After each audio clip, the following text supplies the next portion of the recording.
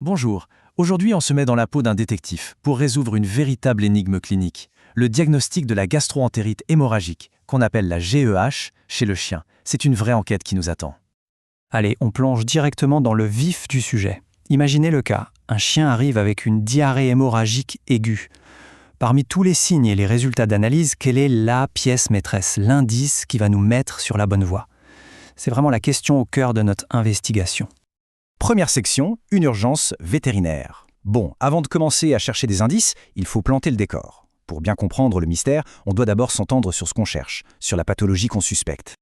Alors, voilà notre suspect numéro 1, la gastro-entérite hémorragique, la GEH. On parle ici d'une affection aiguë, très grave, qui se manifeste par une diarrhée sanglante d'apparition brutale, mais surtout, et c'est le point clé, une hémoconcentration vraiment importante.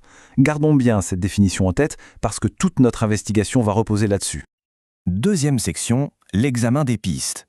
Maintenant, l'enquête commence pour de bon. Comme tout bon détective, le premier boulot, c'est de faire le tri. On examine les preuves et surtout, on écarte les fausses pistes pour éviter de partir dans la mauvaise direction.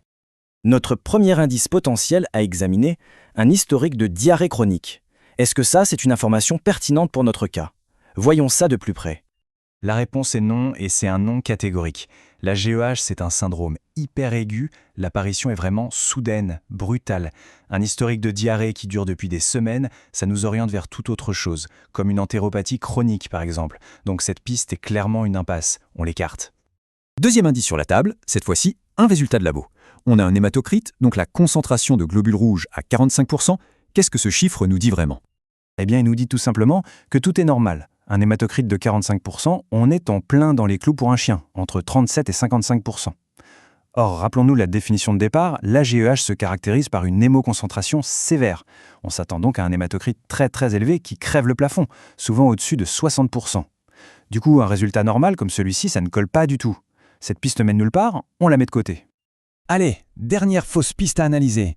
Ici, on a un rebondissement. On trouve un autre coupable potentiel. Le test de dépistage des coccidies est positif. Et ça, c'est un point vraiment crucial dans notre raisonnement. La GEH, c'est avant tout un diagnostic d'exclusion. Ça veut dire qu'on y pense quand on a éliminé tout le reste. Là, on trouve une coccidiose, une infection parasitaire qui, on le sait, peut provoquer de la diarrhée. On a donc un autre diagnostic qui tient la route. Cette découverte nous éloigne de l'hypothèse de la GE. On l'écarte aussi. Section 3. L'indice contre-intuitif. Bon, maintenant qu'on a fait un peu de ménage dans nos pistes, il est temps de se concentrer sur le seul et unique indice qui nous reste. Et vous allez voir, il est assez surprenant. Et le voici, cet indice. Juste un chiffre, 6,0 g par décilitre. Comme ça, tout seul, ça ne dit pas grand-chose. C'est la mesure des protéines totales. Mais alors, en quoi est-ce que ça peut bien nous aider? Et c'est justement là que se trouve tout le paradoxe. Cette valeur de 6,0 g par décilitre pour les protéines totales est absolument normale. On est en plein milieu de l'intervalle de référence qui va de 5,5 à 7,5 g par décilitre. C'est la question à 1 million. Comment est-ce qu'un paramètre qui a l'air tout à fait banal, tout à fait normal, peut devenir la clé de toute notre énigme? C'est ce paradoxe qu'on va maintenant décortiquer.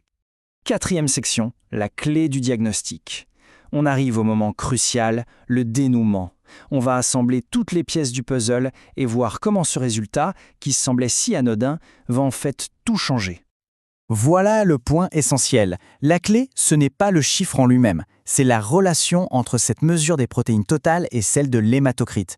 C'est en les regardant ensemble que tout prend son sens. Ce tableau résume parfaitement la situation. Regardons d'abord une déshydratation classique. L'animal perd de l'eau, donc le sang se concentre. C'est logique, l'hématocrite et les protéines totales augmentent tous les deux en même temps. Maintenant, regardons la GEH. Là, c'est différent. L'hématocrite explose, il monte en flèche, souvent au-delà de 60%, à cause d'une fuite massive de plasma dans l'intestin. Mais, et c'est ça la clé, les protéines, elles, sont trop grosses pour passer. Elles restent dans les vaisseaux. Le résultat, on se retrouve avec des protéines totales qui sont normales, voire basses, ce qui contraste de manière frappante avec l'hémoconcentration extrême. C'est cette dissociation entre les deux valeurs qui est la signature de la GEH. C'est vraiment ça qu'il faut retenir. Le critère classique, la définition même de la GEH d'un point de vue biologique, c'est un hématocrite qui s'envole, associé à des protéines totales qui, elles, restent normales ou basses. Cette phrase, c'est la pierre angulaire de notre diagnostic. Section 5, le tableau clinique complet. Maintenant qu'on a résolu l'énigme, récapitulons un peu tout le cheminement pour avoir une vision bien claire de la démarche diagnostique. Voici donc les étapes. D'abord, le signe d'appel, une diarrhée hémorragique aiguë, sévère. Étape 2, on fait une prise de sang, on trouve un hématocrit très élevé, bien au-dessus de 60%. Troisième étape, la confirmation, on regarde les protéines totales et on voit qu'elles sont, contre toute attente, normales ou même basses.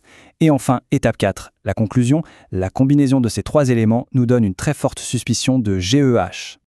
La morale de cette histoire, elle va bien au-delà du cas de la GEA-GA. Elle nous rappelle quelque chose de fondamental en médecine. Un chiffre, tout seul, ça ne veut souvent pas dire grand-chose. C'est l'interprétation de l'ensemble des résultats, en les remettant toujours dans le contexte clinique de l'animal, qui nous permet de poser un diagnostic solide. Le contexte, c'est tout. Et on va finir sur une question un peu plus large. En médecine, que ce soit pour les animaux ou pour nous, est-ce qu'un seul chiffre peut vraiment un jour raconter toute l'histoire ? La réponse, comme on vient de le voir, est souvent bien plus nuancée.